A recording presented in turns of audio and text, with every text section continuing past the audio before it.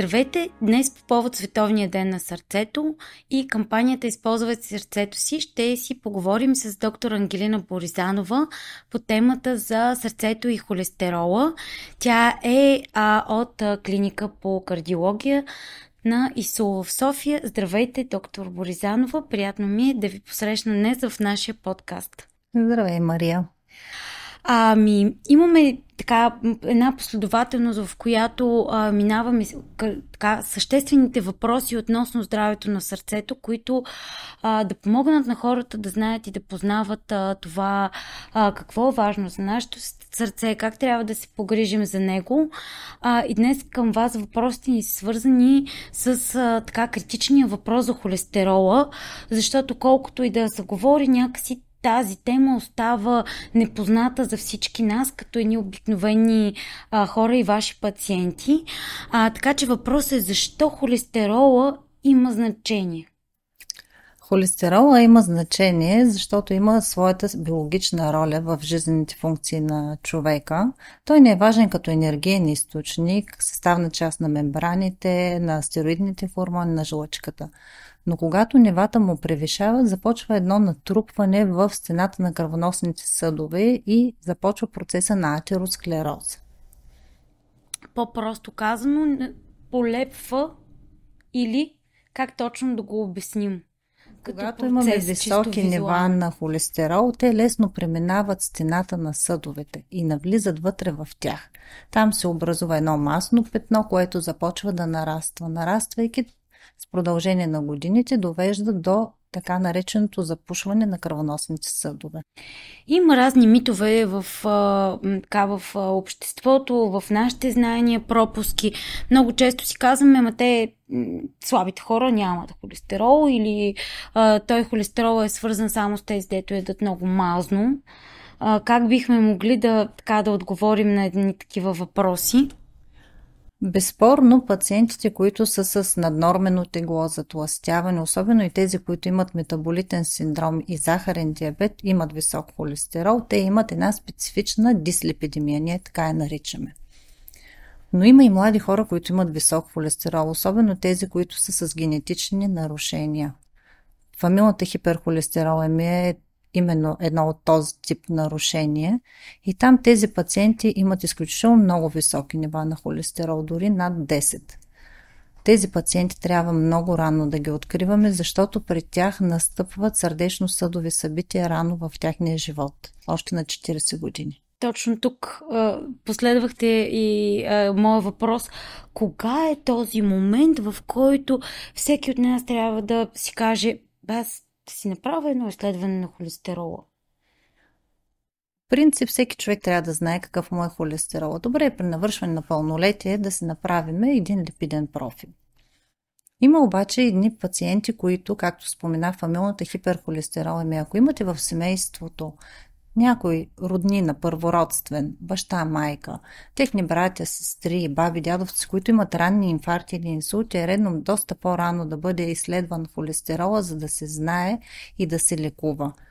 При фамилии с фамилна хиперхолестеролемия, децата трябват още на 5 годишна възраст да се знае тяхния холестерол, за да могат да бъдат лекувани на време и продължително.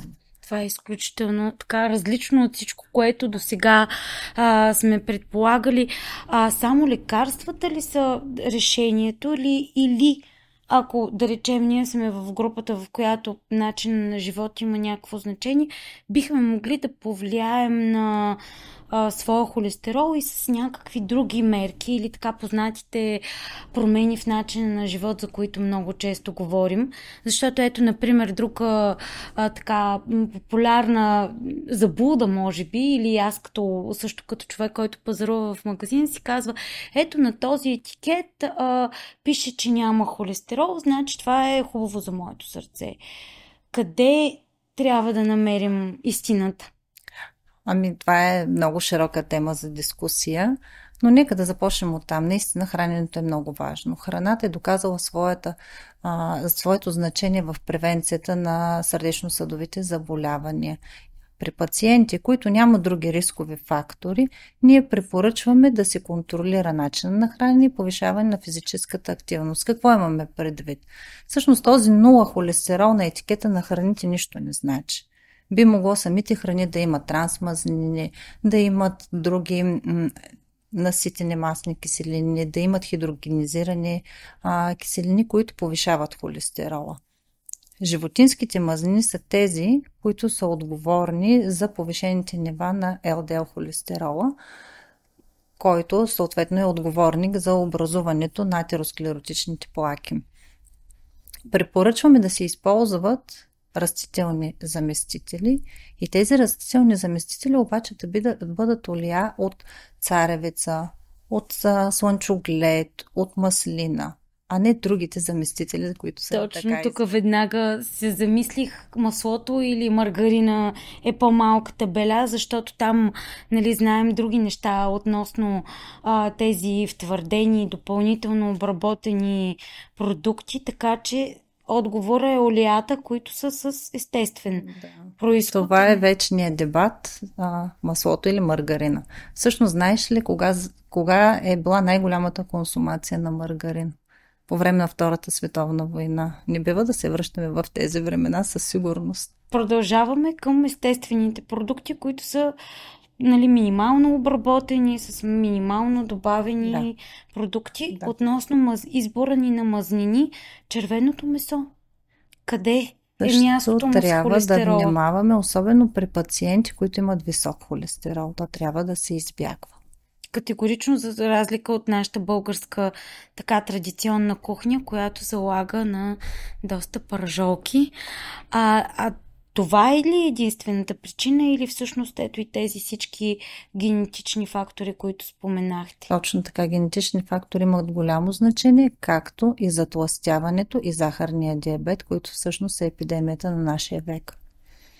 Така че как можем да измерваме адекватно холестерола си, дали в домашни условия, дали в лаборатория, какво трябва да знаем ние като така пациенти, отговорни за своето сърце, така че да проследяваме и тази особено важна стойност, както разбираме. Холестерола трябва да се измерва в клинична лаборатория. В домашни условия нямаме възможности за това. Сега въпросът е дали да бъде нагладно или човек може да е хапнал и да измерил. Проучванията при нас показват, че има много малка разлика при пациенти, които са нагладно и които са закусили примерно. Това обаче не важи за пациенти, които са с диабет и затлъстяване и метаболитен синдром. Така че за едно скринингово може и да не е нагладно.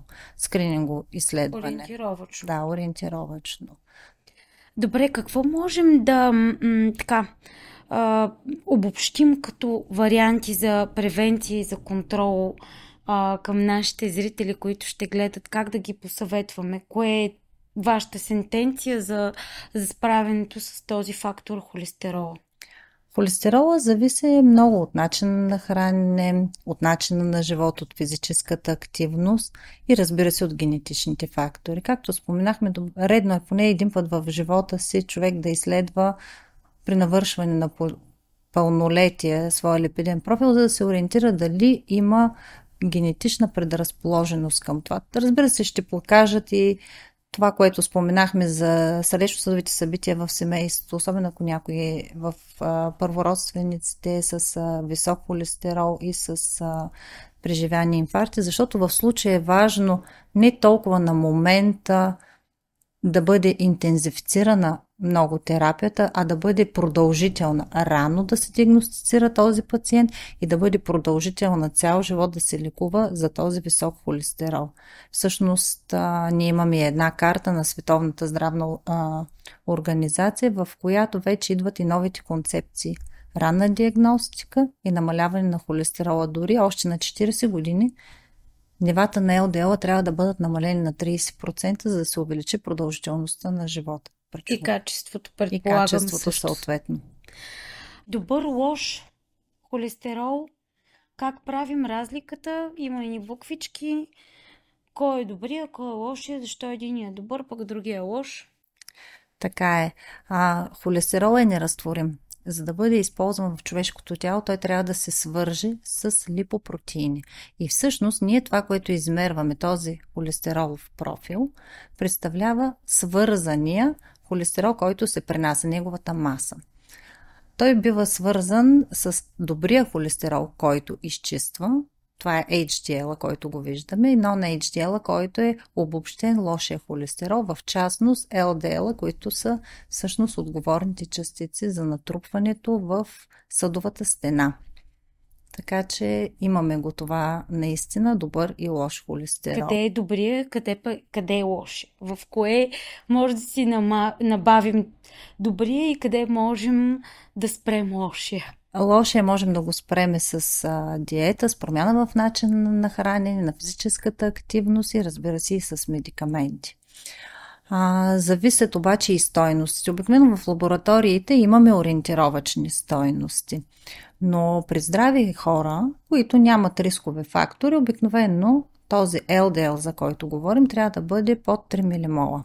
Когато обаче вече имаме и рискови фактори, като високо кръвно, тютюнопушене, диабет, вече тези стойности трябва да са по-ниски. А при пациенти с преживяно събитие ние гоним изключително ниски стойности на холестерол. Които са под тези 3 милимола? Да, под 1,4, дори при някои с повече събития и по-ниски. А стойностите на добрия имат ли отношение или тях не ги гледаме? Да, добрия холестерол, за жалост, там са няколко фракции. Не винаги високите му нива означават, че те функционират правилно тези фракции. Но обикновено гледаме да бъдат високи. Ако са ниски, тогава е повишен риска при пациента за сърдечно-съдови събития. Благодарим на нашите зрители, че бяха с темата по повод Световния ден на сърцето, свързана с изясняването на този рисков фактор холестерола. Благодарим и на доктор Боризанова, че ни обясни как да си предпазим сърцето и да се справим с холестерола като рисков фактор.